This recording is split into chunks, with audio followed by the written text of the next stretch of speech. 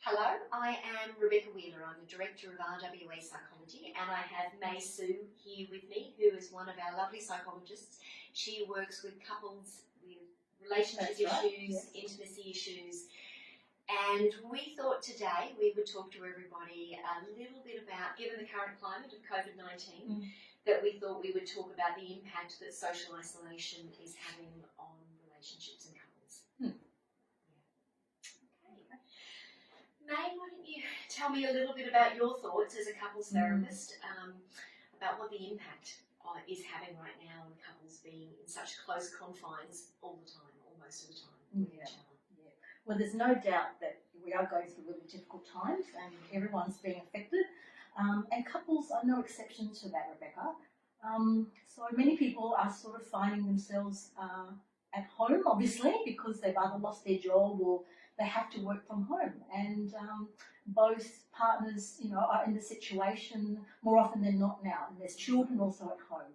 So this is sort of out of the norm for them, really couples don't spend so much time together at home. So I think that many out there are really struggling with finding themselves in this new space. What sort of things are you noticing? What are couples telling you about that? Yeah, I think there's actually quite a lot of news out there about how people are struggling with sort of how they manage their relationship, with the increased conflict, all that sort of thing. And when you think of it, not only are they in a very, very different sort of physical space in the sense that they're sort of confined to, being in a physical space, they're also going through a lot of stress. You don't need me to tell you what everyone's going through. Financial stress, obviously, because, as I said, a lot of people lost their jobs, people don't know how to pay their rent, their mortgage, that sort of thing. Most children are staying at home now, so of course there's childcare as well. That's stress there, looking after elderly parents, and just general worry about the future and the uncertainty around this whole thing. How do you think that plays out in their relationship? So I think that not only is there a huge level of stress that most couples don't normally have to contend with, also what's happening also is that the usual ways that people de-stress is no longer available to them. Like we can't go to the gym anymore, we can't go to yoga or Pilates or go to the beach or go to parks anymore. So really, we're very limited in terms of what we can use as a stress, an outlet to distress. So I think it's the combination of the two that's sort of creating a real pressure cooker effect on relationships.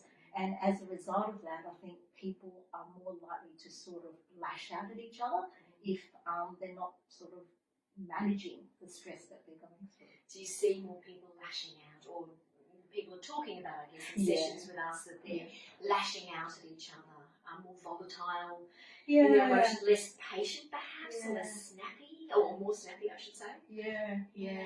I think that there is some of that coming through the couples that I see, but I think also just reading what's out there in social media, that is happening quite a bit, which is really concerning. So we really need to be aware of how we're dealing with our stress, because when we don't, this is what tends to happen. And there's reasons for that, which is about how humans behave when they're under stress. What can you tell me a bit about that? I guess I know when we've been talking before, you said to me that in intimate relationships, people act differently at times of stress. What is it that you find is different in those moments? I think generally people relate in different ways because we're very comfortable with our partner anyway, to start off with. So the usual sort of guards, I guess, we have when we interact with other people, we don't have with our intimate partner. So unfortunately, we do tend to just let it all out with our partner. And of course, when under times of stress, we're more likely to do that. And on top of that, we are confined with them. So as I said, it builds this pressure cooker type environment. And just going back to, I guess, what I was saying before about how humans are wired, this is what happens. Stress is not the issue really, because we all experience stress. It's just that at the moment we're going through a lot of stress, and I don't think we're probably managing it as well as we can, which is why we then go into survival mode, which, you know, most people have heard of the fight or flight. Reactions that people have, they're survival modes. And when we talk about couples going through a lot of conflict and they're not managing it very well, this is what we're talking about. Both partners probably are going into fight mode, and they're sort of seeing the other person as the enemy, and they're lashing out in that regard. So that's probably causing, you know, a lot of conflict there, and with no outlets for that, you know, to distress as a result of that as well. Is there anything you could recommend for those couples? How can they, how can we all manage these times, given we may be facing social isolation and being confined to our homes with our partners for the next, I know, 6 months or more possibly. How can we manage this? Yeah, look, there are things that we can do. So I believe it comes down to the individual, to be honest, to begin with. So I think the first thing is to be aware of what's happening for us, you know, to check in with our bodies, to check in with the sort of thoughts we have. And so I think every individual, whether in a coupleship or not, has a responsibility in terms of what's happening, you know, at our stress level and what's happening to us as a result. Once we know that, and that it is affecting us, then we really need to take steps to reduce the stress so that we don't get into that reactive place. Yeah, and it's doing things like, you know, this is nothing new really, doing things like meditation, mindfulness meditation, breathing exercises to deregulate or to activate that survival mode or that fight response that we get in. Things like that, and to be aware of the feelings that you're experiencing. So one really helpful thing is to write down in a journal or in a diary how, you know, what feelings and thoughts you're having, because that's a way to actually put them out there, to release them, and in that way, you know, you're not storing them. They're not building up or being bottled up. Yeah.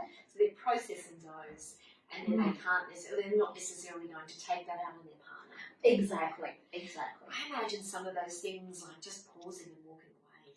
Yeah, well, I was about to say, I think once then we look after ourselves in that way, then, you know, I think number one, we're going to be a lot calmer in the face of even stress from our partner. So that in itself, us remaining calm, is going to be helpful in helping our partner calm down. So it's kind of a preventative there of just Yes. being in a good headspace before we get into conflict. That's right. And like what you said before, if you find yourself sort of tension escalating, then absolutely have time out for that. And the other thing I would suggest is that once things are sort of calmer, that you tell your partner how you're feeling. So, you know, you can sort of do your work in the sense of diarising or journaling how you're feeling. But the next step, I think, is very helpful to tell your partner how you're feeling. Because when you don't do that, you will act out the stress, which is what creates the reactivity. So communication. Yeah. And I would suggest if you are the partner who is on the receiving end of that you do nothing other than just listening to what your partner has to say. No problem solving, no reassuring. It is just empathic response. You know, something like, you know, I can tell that you're really scared about what's going to happen to your job. Because that's really all your partner wants from so that. Listen and validate, not necessarily race into trying to fix. That's exactly which right. can be one of those. That's actually invalidating when you try to do that, you know. And in fact, all the person wants to do is actually just to express how they feel. So the best thing you can do is just to do that for each other. And, you know, things like, you know, even though it's a bit hard to have fun times, there are things you can do as long as you can be creative. So you can't go to your favourite restaurant to have that romantic meal, but you can do that at home. You know, you can set up the table nicely, cook your partner's favourite meal. You know, it's just doing all those things to sort of, you know, build that time together. Because it doesn't need to be all doom and gloom. No. yes, we do need to manage our reactivity, but I think this is also an opportunity for us to create some quality time also for the relationship. And I've had a few people say that to me actually, Okay. interestingly, May, that Oh, some of my clients have said they've actually used this time to do the things that they've enjoyed doing with each other, having some of those dinners, or actually saying, well, we're in this and we're in this for a while, we actually have to communicate. So it's been really encouraging actually to see that just from when I've been working with individuals that they've said to me they've actually noticed connections and improvements. that's very encouraging, Rebecca. Yeah. You know, Yeah. that couples are doing this rather than sort of using it, not using it, but this is a time that is difficult, but I think good things can come out of it. Let's use it to connect. Let's use it to communicate. Yes. I imagine if topics are a little bit too hot sometimes. Probably best to perhaps leave it Yeah. until things are calmer. Yeah. You know? Cool down a Yeah. bit. Separate to different ends of the house or the unit or the room or the Yeah. space if you need to do different things as well as coming I together. think setting up a routine whereby you have time on doing a separate thing, whether it's work or something else, childcare, and then having scheduled time together, I think is really helpful in this sort of difficult period. Sure. Yeah, so that we have a balance of time together and time separate as well. I think that really needs to happen. Well, look, thanks, May. I know this time is challenging It is. for everybody at the moment, and certainly as much as we can love our partners living in close confines, the majority Can of the kill day, that love if we're not managing it well. So we need to manage that. We need to be mindful of that, communicate about that, look after our own mental health as well. I think that is number one. Okay, lovely. Thanks, May. No problem.